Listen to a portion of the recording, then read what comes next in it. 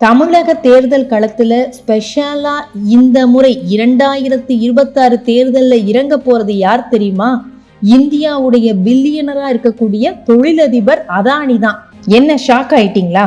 தமிழகத்துல பாஜக அதிமுக கூட்டணிக்காக களமிறங்குகிறார் அதானி. அவரோட ரோலை பற்றி டெல்லியில விசாரிச்சோம். போன முறை அமித்ஷாவை பார்க்க எடப்பாடி டெல்லி போயிருந்தார் இல்லையா? அப்போ அதானியையும் சந்தித்திருக்கிறார்.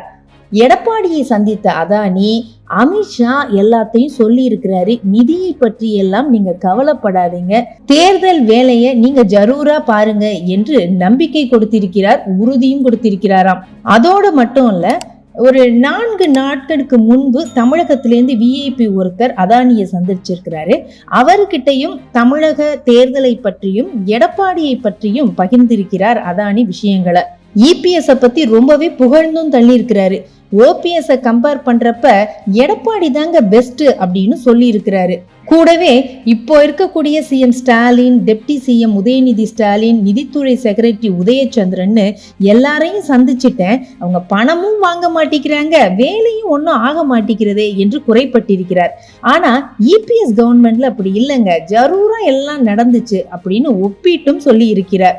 ஆக அதானி கொடுத்த தெம்புல தான் அதிமுக முழு மூச்சில் களமிறங்குகிறது என்று கூறுகிறது சோர்ஸ்.